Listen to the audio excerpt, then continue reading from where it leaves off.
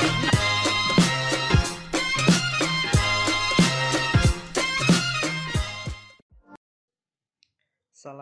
warahmatullahi wabarakatuh. Halo anak-anak, bagaimana kabarnya? Nah, semoga kalian dalam keadaan sehat dan selalu semangat untuk mengikuti aktivitas sehari-hari. Anak-anak, terutama untuk kelas 4 Usman dan 4 Ali. Nah, hari ini kita akan belajar tema 1, indahnya kebersamaan. Coba kalian perhatikan.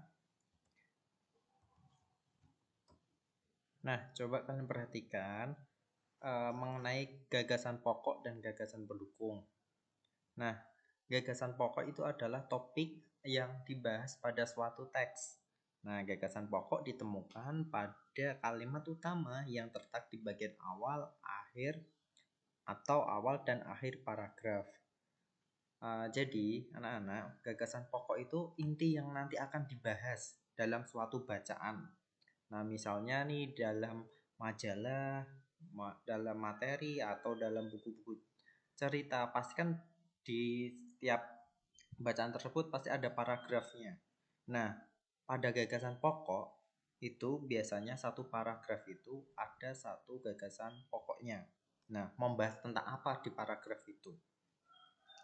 Nah, kemudian anak-anak biasanya untuk letaknya itu bisa ditemukan di awal kalimat pada paragraf atau di akhir kalimat pada paragraf. Nah, itu untuk gagasan pokok. Kalau gagasan pendukung itu adalah tambahan informasi. Jadi kalau tadi sudah tahu nih yang dibahas tentang apa. Misalnya dibahas tentang kegiatan ekstrakurikuler. Nah, jadi tambahan informasinya untuk menjelaskan kegiatan ekstrakurikuler tersebut itu yang disebut dengan gagasan pendukung. Contoh seperti ini anak-anak.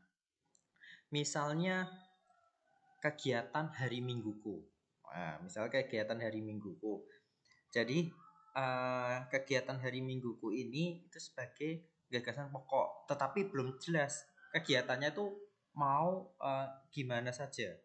Nah, maka dari itu perlu informasi tambahan. Oh, ternyata dalam kegiatan minggu itu membersihkan rumah, kemudian membantu orang tua membersihkan halaman rumah, kemudian menata tempat tidur dan lain sebagainya. Itu yang disebut dengan gagasan pendukung atau tambahan informasi.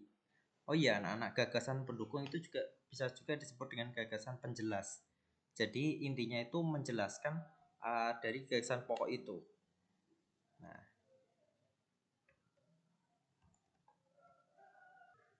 Nah, cara menentukan gagasan pokok dan gagasan pendukung, yang pertama perlu anak-anak diperhatikan, bacalah teks dengan cermat.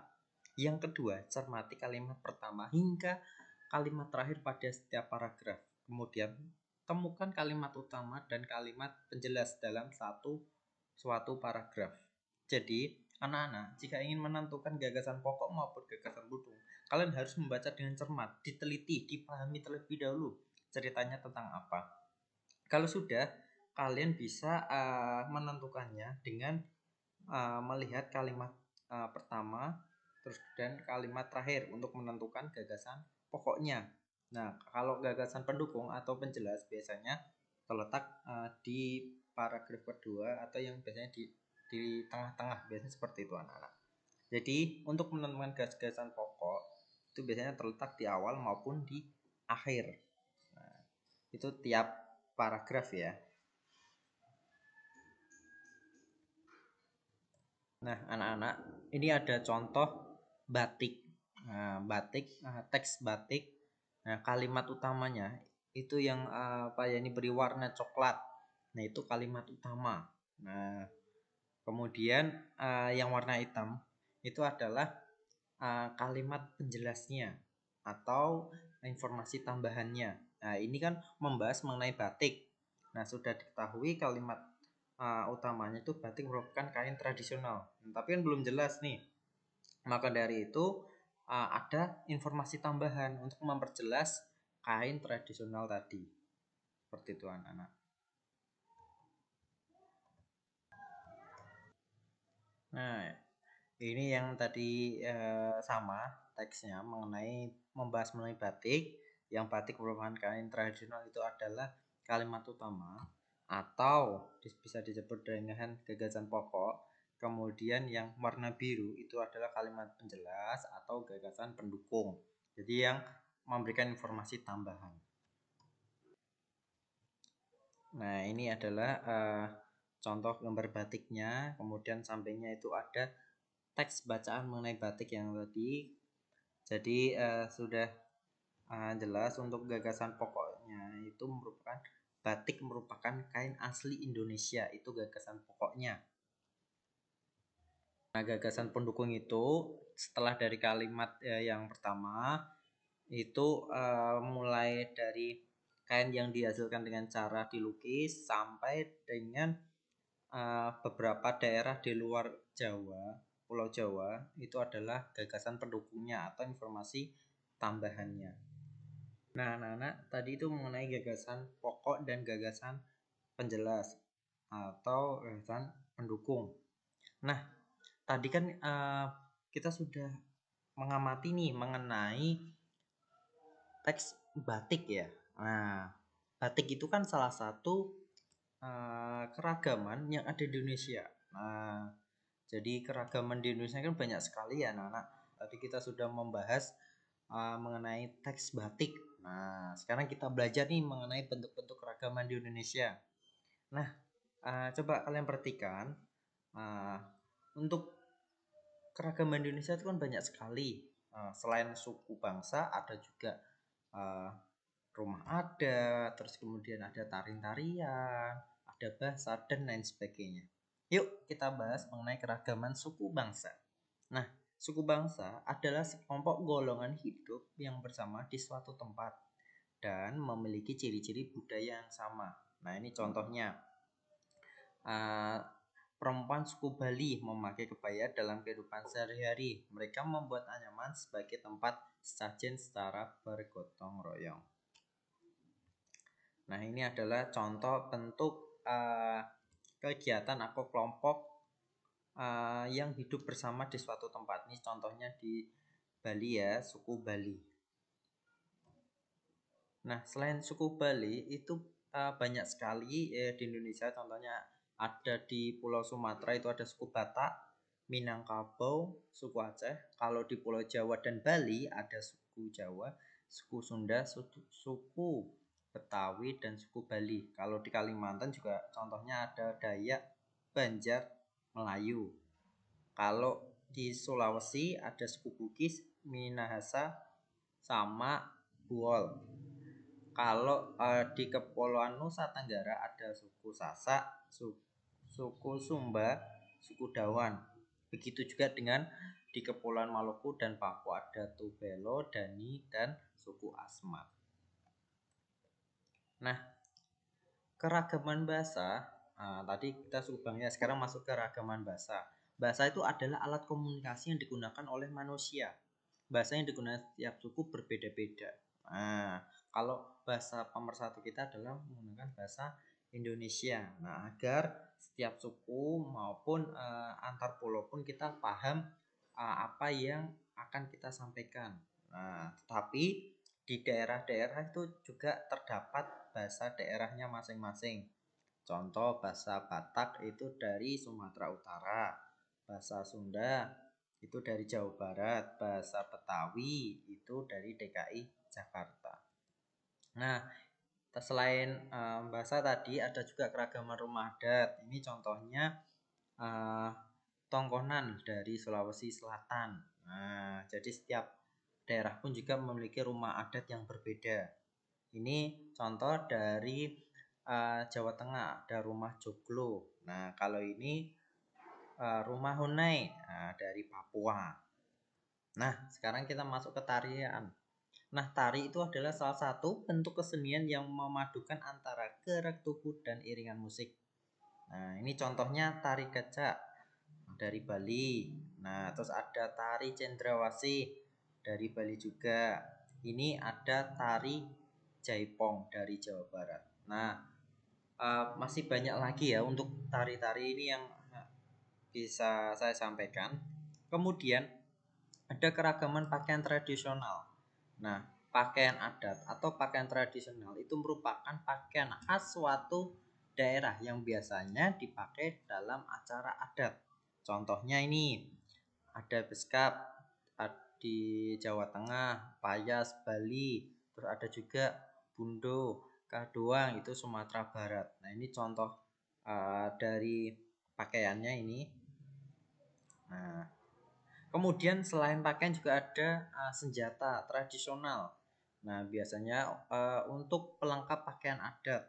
Ini ada rencong dari Aceh, kemudian sampingnya ada keris dari Jawa, terus ada tombak trisula juga. Nah, selain tadi ada juga alat musik tradisionalnya. Nah, setiap provinsi memiliki alat musik tradisional. Nah, dan cara memainkan pun juga beragam. Ini contohnya ada tambo dari Aceh, angklung dari Jawa Barat, dan tifa dari Papua. Oke, nah kita tadi sudah mengetahui nih alat musik yang ada di Indonesia. Nah, terus pastikan cara memainkannya agar benda-benda tradisional tadi bisa mengeluarkan suara yang berbeda. Itu bagaimana? Kok bisa beragam? Nah, dan kok bisa menghasilkan bunyi dari alat-alat musik tersebut? Nah, kita bahas ya. Nah, dari benda-benda alat tradisional tadi itu pasti beragam. Nah, dan memiliki bunyi yang berbeda juga. Nah, anak-anak perhatikan, bunyi yang dihasilkan dari alat musik tadi itu berasal dari benda yang bergetar dalam alat musik tersebut. Jadi, alat musik tersebut itu bisa menghasilkan bunyi jika benda tersebut ada yang bergetar. Nah, contohnya gong atau gendang itu dimainkan dengan dipukul. Nah, kemudian ada lagi yang ditiup itu misalnya trompet atau seruling.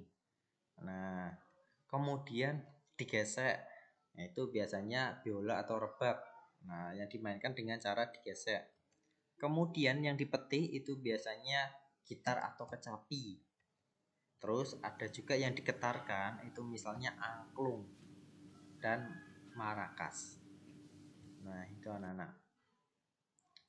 Nah, bagaimana sih perambatan bunyi itu? Nah, bunyi itu dapat merambat melalui 3 jenis media. Benda padat, cair, dan gas. Namun, tidak dapat merambat di ruang hampa karena tidak memiliki media yang dapat merambatkan bunyi. Nah, jadi bisa merambat itu melalui 3 media saja, padat, cair, dan gas. Yuk kita lihat contohnya. Nah, bunyi merambat melalui benda gas, suara merambat melalui udara. Udara termasuk benda gas. Jadi contohnya kalau kalian nih berbicara temannya atau memanggil temannya di kejauhan, misalnya Alvin, sedang apa? Nah, misal itu adalah cara merambat melalui benda gas atau melalui udara. Nah, kemudian nih kalau melalui benda padat nih, misalnya kalian pernah nih dulu mainan menggunakan teleponan menggunakan kaleng, terus kemudian diikat dengan tali. Nah, itu suara yang dihasilkan, misal mengeluarkan suara itu merambat melalui benang kasur atau benangnya tersebut. Kemudian ada lagi itu merambat melalui benda cair. Nah, contohnya itu ingin mengetahui suara yang merambat melalui air di dalam tong. Nah, air juga termasuk benda cair. Jadi misalnya ini kalau kita ingin mendengarkan merambat melalui air itu jika misalnya ember diisi air, kemudian kita pukul-pukul di permukaan airnya. Nanti kalau kita mendengarkan menggunakan corong, kita dekatkan di telinga, nanti akan mengeluarkan suara. Nah, itu tanda kalau bunyi merambat melalui benda cair. Nah, anak-anak, itu pembelajaran kita hari ini. Besok kita sambung lagi. Nanti jika ada yang kurang paham atau ingin ditanyakan bisa langsung ke guru ya anak-anak. Nah, cukup sekian, kita lanjut besok lagi, kurang lebihnya mohon maaf. Wassalamualaikum warahmatullahi wabarakatuh.